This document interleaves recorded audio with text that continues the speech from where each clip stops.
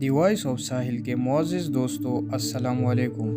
قرآن کریم کی سورات کے اندر اللہ پاک یہ واضح طور پر فرماتے ہیں کہ ہم نے ہر قوم کے اندر نبی اور ڈر سنانے والا بھیجا۔ پھر احادیث مبارکہ سے ہمیں پتہ چلتا ہے کہ پوری دنیا کی ہر ایک قوم اور ہر ایک جگہ پر انسانیت جہاں پر آباد تھی 1,24,000 پیغمبر بھیجے گئے، لیکن نام سے ذکر صرف اور صرف 25 پیغمبروں کا ہے، کیونکہ اگر ان کے نام زندگی اور حالات بیان ہوتے تو یہ قرآن کریم ہدایت اور عبرت کی بجائے تاریخ کی کتاب زیادہ معلوم ہوتی، اسی لیے ان کا ذکر کرنا ضروری نہیں تھا۔ مگر آج ہندو مذہب کے ماننے والوں کا یہ دعویٰ ہے کہ ان کا سناتن مذہب یعنی ہندو مذہب مسلمانوں کے تاریخ سے کئی ہزار سال پرانا ہے، اور نہ ہی ہندوستان کے سرزمین پر کوئی نبی بھیجا گیا۔ ان کے پاس بھی قرآن کریم کی طرح بھگوان کی بھیجی ہوئی کئی کتابیں ویداس کی صورت میں موجود ہے، جس میں بھی کسی پیغمبر کا کوئی ذکر موجود نہیں، جبکہ سورہ الانبیاء کے آیات 107 کے اندر اللہ پاک فرماتے ہیں کہ ہم نے آپ کو تمام جہانوں کے لیے یعنی قیامت تک کے انسانوں کے لیے ہدایت بنا کر بھیجا۔ اس کا مطلب ہے کہ اس میں ہندوستان کی سرزمین بھی شامل ہے، تو پھر ہندو مذہب کے ماننے والے اس کا انکار کیوں کرتے ہیں؟ اگر اس سرزمین پر کوئی نبی واقعی نہیں بھیجا گیا تو پھر حضرت محمد صلی اللہ علیہ وسلم کا ان کی کتابوں کے اندر ذکر کیسے موجود ہے؟ نوح علیہ السلام اور ان کی کشتی کا ذکر کیسے بیان کیا گیا ہے؟ حضرت عیسیٰ علیہ السلام کی واپسی کا ذکر کیسے بیان ہوا ہے؟ ایک خدا کی عبادت کا کیوں کہا گیا ہے؟ اگر یہ واقعی اس قوم کے اندر ہدایت کے لیے کسی نبی کی تعلیمات ہے جنہیں وقت کے ساتھ بگاڑ دیا گیا ہے، تو وہ کون سے پیغمبر ہے؟ یعنی اب سوال یہ ہے کہ ہندو کس نبی کی امت ہے؟ ان سوالوں کا جواب تلاش کرنے کی کوشش کرتے ہیں اور ایسے حقائق جانتے ہیں جو ہندو پنڈت، اسکالر اور تاریخ دان آج تک دنیا سے چھپاتے رہے۔ ہندو مذہب کے ماننے والے لوگوں کا یہ دعویٰ ہے کہ یہ دنیا کا سب سے قدیم ترین مذہب ہے، اتنا قدیم کہ جب اسلام یا مسلمان لفظ کا کوئی وجود نہیں تھا، جو کہ صحیح بھی ہے، کیونکہ کفر اور شرک کی ابتدا تو اسی دن سے ہوئی تھی جب حضرت آدم علیہ السلام کے بیٹے قابیل نے حابیل کو قتل کیا اور ان سے الگ ہو کر کفر اور شرک میں مبتلا ہو گیا۔ حضرت ابراہیم علیہ السلام کی قوم بھی بت پرست تھے اور موسیٰ علیہ السلام کی قوم نے بھی ایک وقت پر سونے کی بچڑے کی عبادت شروع کر دی، یہاں تک کہ نبی کریم صلی اللہ علیہ وسلم کے اعلان نبوت سے قبل خانہ کعبہ کے اندر 360 بت موجود تھے، جنہیں فتح مکہ کے وقت صحابہ کرام نے توڑ توڑ کر ٹکڑے ٹکڑے کر دیا، جس سے یہ معلوم ہوتا ہے کہ بت پرستی تو دنیا کے پہلے انسان یعنی حضرت آدم علیہ السلام کے ایک نافرمان اولاد کے وقت سے آج تک موجود ہے، مگر اس کا تعلق کسی مذہب سے نہیں بلکہ گمراہی سے ہے، جو کہ شیطان ان سے کرواتا گیا۔ مگر جہاں تک ہندوستان کی سرزمین کا تعلق ہے تو یہاں ان لوگوں کی ہدایت کے لیے یقیناً کئی پیغمبر بھیجے گئے، جن کی کئی تعلیمات آج بھی صحیح حالت کے اندر موجود ہیں، مگر زیادہ تر کو بگاڑ کر اسی کی وجہ سے بت پرستی اور گمراہی شروع ہو چکی ہے، کیونکہ ان کی کتابوں میں آج بھی ایک خدا کی عبادت کا حکم دیا گیا ہے۔ یہ بتایا گیا ہے کہ خدا کا کوئی شریک نہیں، وہ ایک ہے، اس کی کوئی اولاد نہیں، مگر پھر بھی انہوں نے کئی مورتیاں بنا کر اس کے شریک خدا بنا کر ان کی پوجا کر دی ہے، اور آج تک ہندو مذہب میں چھوٹے بڑے تقریباً کئی ملین خدا بنائے گئے ہیں۔ ہندو اسکالرز کا یہ دعویٰ ہے کہ اسلام کی شروعات آج سے 1400 سال پہلے ہوئی، مگر ہندو مذہب اس سے بھی پہلے دنیا کا پرانا ترین مذہب ہے، اسی لیے اسلام کا ہندوستان کے سرزمین سے کوئی تعلق نہیں، لیکن یہ کم عقل اس بات سے ناواقف ہے کہ دنیا کا پہلا پیغمبر ہی ہندوستان کی سرزمین پر بھیجا گیا۔ حضرت آدم علیہ السلام کو دنیا میں اس وقت ہندوستان کی سرزمین سری لنکا ایک پہاڑی پر اتارا گیا، جہاں پر آج بھی ان کے قدم کا نشان موجود ہے، لیکن اس سرزمین پر پہلا قدم ہی مسلمان اور پیغمبر نے رکھا، جس کا مطلب کہ اسلام کی ابتدا عرب سے نہیں بلکہ ہندوستان سے ہوئی، کیونکہ مسلمان لفظ کا مطلب ہے کہ اپنے خواہشوں کو رب کے حوالے کر دینے والا، اس کا حکم ماننے والا انسان۔ حیرت انگیز طور پر لفظ آدم بھی سنسکرت زبان کا لفظ ہے، جو کہ ہندوستان کی سرزمین کی زبان ہے، نہ کہ عرب کی زبان، جس کا سنسکرت میں مطلب ہے کہ پہلا شروعاتی یا اوریجنل، اس لیے آدمی کا مطلب آدم علیہ السلام کی اولاد، جنہیں قدیم سنسکرت کی کتابوں میں سویمبھو منو کہہ کر بلایا گیا ہے، اور اگر ہندو کسی طرح سے ان کے وجود سے انکار کرنے کی کوشش کرے تو ایسا بالکل ممکن نہیں۔ ان کی مقدس کتاب رگ وید اور بھوش پرانا میں آدم علیہ السلام کی تخلیق، فرشتوں کا ان کو سجدہ کرنا،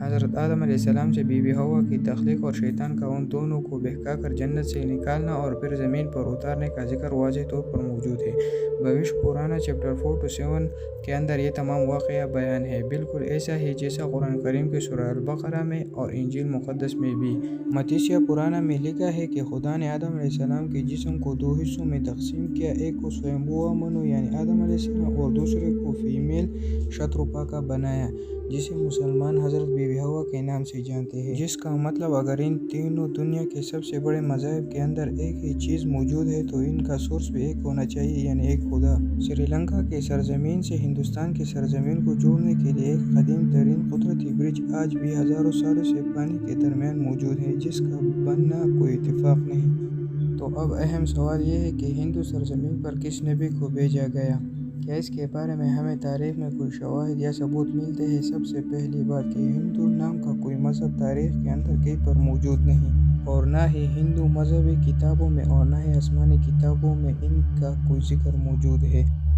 بلکہ دریائے سندھ کے پاس رہنے والے سندھو ندی کے قریب رہنے والے لوگ اپنے علاقے کی نسبت کی وجہ سے نام کو بگاڑ کر ہندو کہلائے جانے لگے، جبکہ اصل میں ان کا یہ مذہب سنسکرت زبان کے اندر ہندو نام سے نہیں بلکہ سناتن دھرم کے نام سے تاریخ میں موجود ہے، جس کا عربی میں مطلب ہے کہ مذہب پر قائم رہنے والا، جس کا بالکل ایسا ہی مطلب قرآن کریم کی سورہ روم کے اندر بھی موجود ہے، جہاں اسلام کو ہمیشہ باقی رہنے والا دین کہا گیا ہے، یعنی سناتن دھرم کا مطلب ہی دین اسلام ہے۔ تاریخ کے حوالوں اور مضبوط دلائل سے ہمیں پتہ چلتا ہے کہ یہ وید کسی اور پیغمبر پر نہیں بلکہ آدم ثانی یعنی حضرت نوح علیہ السلام پر اتاری گئی، جس میں انہیں مہانوا کہا گیا ہے۔ ویدوں میں پیغمبر اور عظیم شخصیات کے لیے منو لفظ استعمال کیا گیا ہے، لہٰذا حضرت نوح علیہ السلام کو بڑے سیلاب والا منو کہہ کر بیان کیا گیا ہے، اور ان کی کشتی سے لے کر سیلاب تک کا تمام واقعہ تفصیل سے موجود ہے، جیسا کہ قرآن کریم کی سورہ ہود میں اور بک آف جینیسس چیپٹر 7 میں بھی بیان ہے۔ ویدوں میں لکھا ہے کہ جب بڑے سیلاب کے بعد دنیا پھر سے آباد ہوئی تو میں ان ویدوں کو نافذ کروں گا، اور بھوشیہ پرانا چیپٹر 4-7 میں نوح علیہ السلام کے طوفان کے بارے میں بیان کیا گیا ہے، اور یہ بھی کہ منو کو خدا نے کشتی بنانے اور پھر اس پر جانوروں کو سوار کرنے کا حکم دیا، جس کے بعد ایک عظیم طوفان آیا جس نے بھارت ورش یعنی ہندوستانی سرزمین پر زندگی ختم کر دی۔ لفظ نوح سنسکرت زبان میں بھی موجود ہے، جس کا مطلب ہے شپ بورڈ یعنی کشتی والا، وہی مطلب جو کہ عربی زبان کے اندر ہے۔ اسی دوران ویداس فیوچر کے بارے میں بیان کرتے ہیں کہ ایک ایسا بڑا طوفان آنے والا ہے اور کیسے ایک بار پھر انسانیت کی شروعات ہوگی، اور ویداس میں نوح علیہ السلام کو کل 74 جگہ پر نام کے ساتھ بیان کیا گیا ہے۔ فرانس کے ایک رائٹر A.J.A. ڈوبوئس نے ہندو مذہب اور روایات کو 40 سال تک پڑھا اور بتایا کہ طوفان نوح کے بعد ہندوستان کی سرزمین ایک صحرا کی طرح تھی جسے بعد میں آباد کیا گیا، اور خود ویداس بھی نوح علیہ السلام کو ہی مخاطب کر کے ان کی واقعات بیان کر رہے ہیں، جس کا مطلب ہے کہ ہندوستان کی سرزمین اور نوح علیہ السلام کے درمیان ایک تعلق موجود ہے، اور طوفان نوح کے بعد جن ویداس کو نافذ کرنے کا بیان کیا گیا تھا وہ حضرت نوح علیہ السلام کی ہی تعلیمات تھی۔ اس طوفان کے بعد اس ہندو سرزمین ان کی ایک بیٹی کی نسل سے آگے پھیلنا شروع ہوئی، جس کے بعد اس قوم نے گمراہ ہو کر بت پرستی کرنا شروع کر دی، کیونکہ تاریخ کے حوالوں سے پتہ چلتا ہے کہ نوح علیہ السلام کی قوم کے جیسے دیوی دیوتاؤں کی پوجا کرنے کا تصور دنیا میں کہیں اور موجود نہیں تھا۔ قرآن کریم میں قوم نوح کو سابق کہا گیا ہے، جو کہ عراق کی سرزمین کو کہتے ہیں، جہاں پر ابراہیم علیہ السلام پیدا ہوئے، جن کی قوم بھی مشرک تھی، جنہوں نے نوح علیہ السلام اور ان کے درمیان آنے والے تمام نبیوں کی تعلیمات کو یا بدل دیا تھا اور یا پھر بلا دیا تھا، اور انہی بتوں کی پوجا کرتے تھے، اور اس کے علاوہ یہ فرشتوں کی بھی عبادت کرتے تھے، اسی لیے خدا کے ساتھ ساتھ ان لوگوں نے فرشتوں کی مورتیاں بنا بنا کر انہیں بھی خدا کا درجہ دینا شروع کر دیا، بالکل اسی طرح جیسے اللہ تعالیٰ نے ہر بڑے کام کے لیے فرشتوں کو مقرر کیا ہے اور وہ اپنے ہر بڑے کام کے لیے اللہ تعالیٰ کی طرف سے پابند ہے، اسی طرح ان لوگوں نے ہر کام کروانے کے لیے ایک الگ الگ خدا مورتیوں کی صورت میں بنا لیا ہے۔ یہ لوگ ستاروں اور آگ کی بھی پرستش کرتے ہیں، اسی لیے آج بھی ہندو قوم ستاروں کے علم کے اندر اتنا ہی یقین رکھتی ہے اور آگ کی پرستش کرتی ہے اور اسے مقدس جانتی ہے۔ مگر سب سے اہم سوال یہ ہے کہ یہ سب کچھ جان کر بھی اور اپنے کتابوں کے اندر واضح طور پر ایک خدا اور پیغمبروں کی تعلیمات کو واضح طور پر دیکھ کر بھی ہندو قوم بالآخر اس کا انکار کیوں کرتی ہے؟ کیوں نہیں مانتی کہ اللہ کے وعدے کے متعلق ان کی قوم کے اندر بھی پیغام اتارا گیا، انہیں بھی ڈر سنایا گیا؟ یہ بات سمجھنے کے لیے آپ کو صحیح بخاری کی ایک حدیث مبارکہ کے بارے میں جاننا ہو کہ ابو سعید رضی اللہ تعالیٰ عنہ سے روایت ہے کہ رسول اللہ صلی اللہ علیہ وآلہ وسلم نے فرمایا کہ قیامت کے دن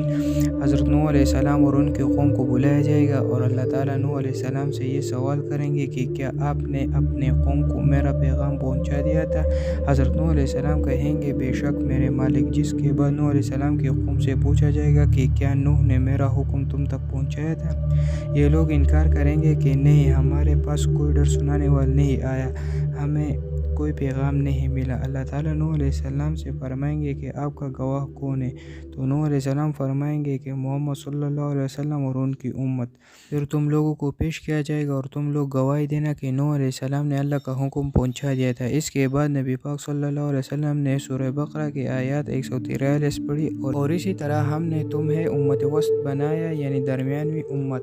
تاکہ تم لوگوں پر گواہ رہو اور رسول تم پر گواہ رہے، جس سے یہ ثابت ہوتا ہے کہ یہ ہندو قوم کبھی بھی اپنے نبی نوح علیہ السلام کی تعلیمات یا کسی اور پیغمبر کو تسلیم نہیں کریں گے۔